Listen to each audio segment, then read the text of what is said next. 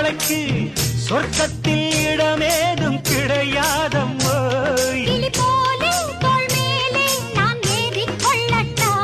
என்ன பெண்மை என்ன மென்மை உன் கற்பினை கண்டதும் கண்ணகி கெட்டா.